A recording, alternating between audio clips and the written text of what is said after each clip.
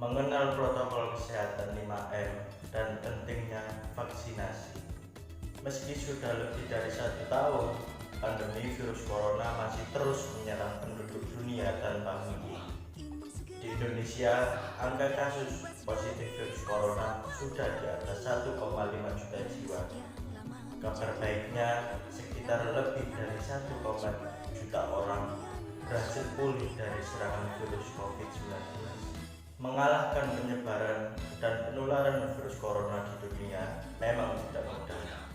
Namun, beragam upaya terus dilakukan para ahli dan penduduk global demi mengakhiri ancaman virus yang terus menyerang bertubi-tubi. Di beberapa negara, termasuk Indonesia, pemerintah membuat pedoman dan protokol kesehatan untuk menghadapi virus corona.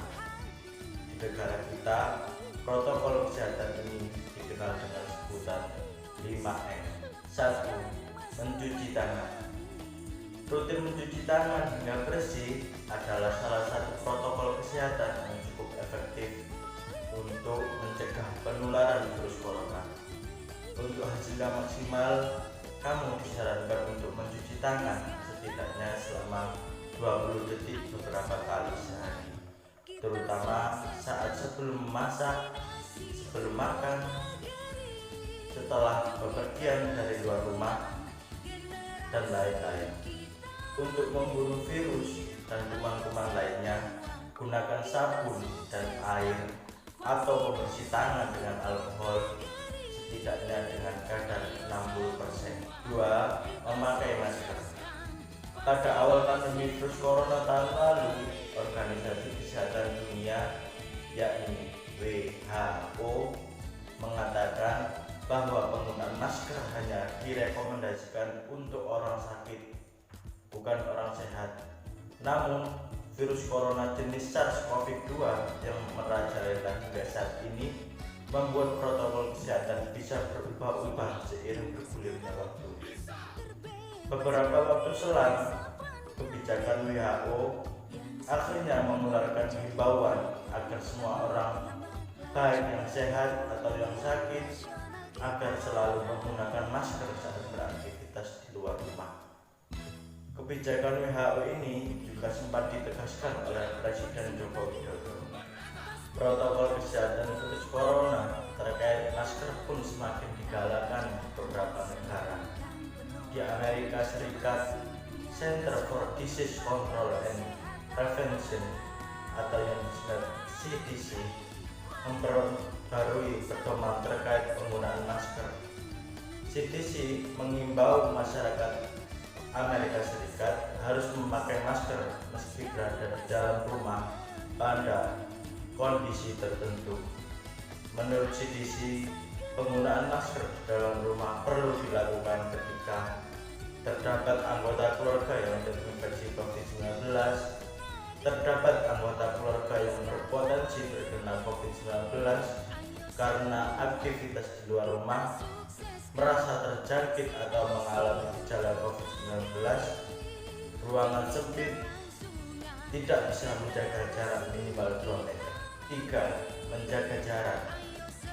Protokol kesehatan lainnya yang perlu dipatuhi adalah menjaga jarak. Menjaga jarak minimal 1 meter dengan orang lain untuk menghindari terkena droplets dari orang yang bicara, batuk, atau bersin, serta menghindari kerumunan, keramaian, dan berdesakan. Bila tidak memungkinkan melakukan jaga jarak, maka dapat dilakukan berbagai rekayasa administrasi dan teknis lainnya. Rekayasa administrasi dapat berupa pembatasan jumlah orang, pengaturan jadwal, dan sebagainya. Sedangkan rekayasa teknis antara lain dapat berupa pembuatan partisi, pengaturan jalur masuk dan keluar, dan sebagainya. 4. Menjauhi kerumunan. Menjauhi kerumunan merupakan protokol kesehatan yang juga harus dilakukan. Menurut Kementerian Kesehatan RI, masyarakat diminta untuk menjauhi kerumunan saat berada di luar rumah. Ingat, semakin banyak dan sering kamu bertemu orang, maka kemungkinan terinfeksi virus corona pun semakin tinggi. Oleh sebab itu, hindari tempat keramaian, terutama bila sedang sakit atau berusia di atas 60 tahun. 5. Mengurangi mobilitas. Virus penyebab corona bisa berada di mana saja. Jadi semakin banyak dirimu menghabiskan waktu di luar rumah, maka semakin tinggi pula terpapar virus jahat ini. Oleh karena itu, bila tidak ada keperluan yang mendesak, tetaplah berada di rumah. Menurut Kemenkes, meski sehat dan tidak ada gejala penyakit, belum tentu dirimu pulang ke rumah dengan keadaan yang masih sama. Pasalnya, virus corona dapat menyebar dan menginfeksi seseorang dengan cepat. Yuk, terapkan protokol kesehatan 5M untuk mencegah penularan dan penyebaran virus corona di Indonesia. Selain itu, jangan pula lupa untuk selalu meningkatkan sistem kekebalan tubuh agar terhindar dari infeksi COVID-19 melalui vaksin. Sejak vaksin COVID-19 tiba di Indonesia, tidak sedikit masyarakat yang belum setuju akan anjuran pemerintah untuk menjalani vaksinasi COVID-19. Padahal pemberian vaksin ini sangatlah penting, bukan hanya untuk melindungi masyarakat dari COVID-19, tetapi juga memulihkan kondisi sosial dan ekonomi negara yang terkena dampak pandemi. Vaksinasi atau imunisasi bertujuan untuk membuat sistem kekebalan tubuh seseorang mampu mengenali dan dengan cepat melawan bakteri atau virus penyebab infeksi. Tujuan yang ingin dicapai dengan pemberian vaksin COVID-19 adalah menurunnya angka kesakitan dan angka kematian akibat virus ini.